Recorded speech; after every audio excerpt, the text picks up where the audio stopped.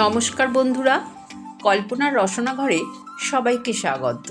চিকেনের তো অনেক রকম রেসিপি আমরা বানাই, তার মধ্যে দই চিকেনও কিন্তু একটা দারুণই টেস্টি রেসিপি। এটা খুব সহজেই বাড়িতে আমি কিভাবে বানাই সেটাই তোমাদের সাথে শেয়ার করব। দই চিকেন বানানোর জন্য 1 কিলো চিকেন নিয়েছি। চিকেনগুলোকে বড় বড় পিস করেই কাটিয়েছি, ধুয়ে পরিষ্কার করে নিয়েছি। চিকেনটা স্বাদ অনুযায়ী নুন, 1 চামচ আদা বাটা, 1 চামচ রসুন বাটা, 1/2 চামচ গোলমরিচ গুঁড়ো দিয়ে ম্যারিনেট করে রেখে দেব।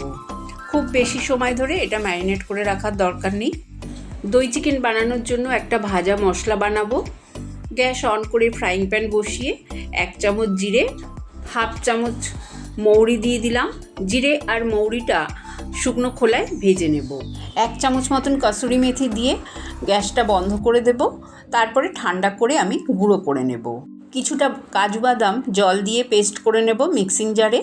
গ্যাস অন করে আবারও কড়াই বসিয়ে দিয়েছি, তাতে বেশ খানিকটা রিফাইন তেল দিয়ে দিলাম। তেলটা গরম হয়ে গেলে আমি চিকেনগুলোকে দিয়ে দেব। একবারে তো সব চিকেন ভাজা যাবে না, তাই অল্প অল্প করে দেব। দিয়ে গ্যাসের ফ্লেমটাকে হাইতে রেখেই আমি চিকেনগুলোকে ভেজে নেব। খুব বেশি কড়া করে চিকেনগুলোকে ভাজবো না, হালকা যখন লাল লাল হবে তখনই 2 পিঠ ভেজে তুলে নেব। এইভাবে আমি যে আরও বাদবাকি চিকেনগুলো আছে সেই চিকেনগুলোও ভেজে তুলে নেব। চিকেনগুলো আমার ভাজা হয়ে গেছে।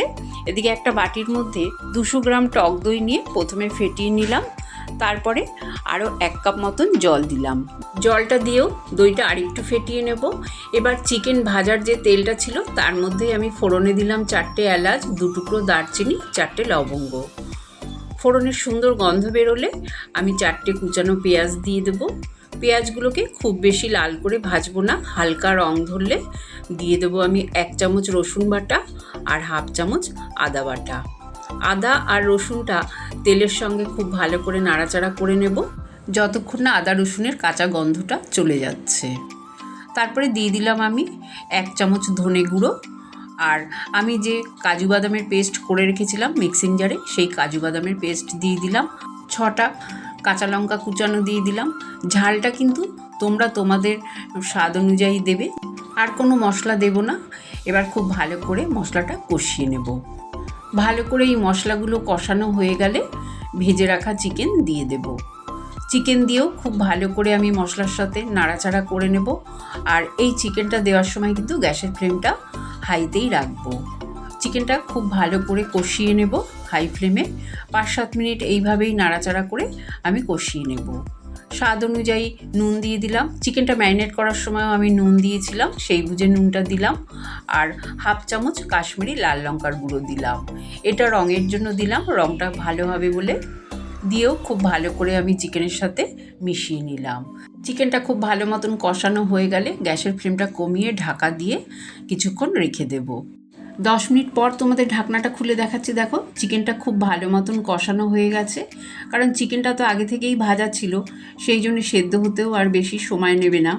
চিকেনটা আমার খুব ভালো মতন হয়ে গেছে। এবার আমি ফ্যাটানো টক দইটা দিয়ে দেব। আর টক দইটা দেওয়ার সময় কিন্তু অবশ্যই গ্যাসের ফ্লেমটা কমানো থাকবে। দইটার মধ্যে আমি 1 কাপ জল দিয়ে দইটা ফেটিয়ে রেখেছিলাম, সেই জন্য এর মধ্যে গ্রেভির জন্য আর আমার জল দেওয়ার দরকার নেই, কারণ দই চিকেনটা একটু গ্রেভিটা মাখা মাখা হলেই খেতে বেশি ভালো লাগে। সেই জন্যে আর আমি জল দেব না। ঝোলটা যখন ফুটে উঠবে আমি দিয়ে দিলাম 1 চামচ ভাজা মশলা, যেই মশলাটা আমি গুঁড়ো করে রেখেছিলাম।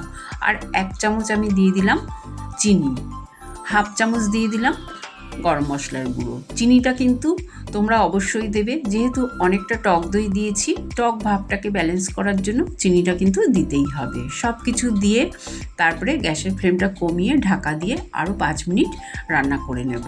5 মিনিট পর তোমাদের ঢাকনা খুলে দেখাচ্ছি। দেখো তেলও ভেসে উঠেছে, চিকেনটা কিন্তু আমার একদম রেডি হয়ে গেছে। এবার আমি 1 মুঠো ধনেপাতা কুচি দিয়ে দিলাম। তারপরে গ্যাসের ফ্লেমটা বন্ধ করে দেব। 10 মিনিট স্ট্যান্ডিং টাইমে রেখে তোমাদের সার্ভ করে দেখিয়ে দিচ্ছি। দেখো কতটা দেখতে সুন্দর হয়েছে। এই দই চিকেন রুটি, লুচি, পরোটা, নান, ফ্রাইড রাইস, পোলাও সব কিছুর সাথেই ভালো লাগবে। রেসিপিটা যদি ভালো লাগে কমেন্ট করে জানিও। চ্যানেলটাকে লাইক শেয়ার করো। নতুন বন্ধু হয়ে থাকলে সাবস্ক্রাইব করো। সুস্থ থেকো, ভালো থেকো। ধন্যবাদ।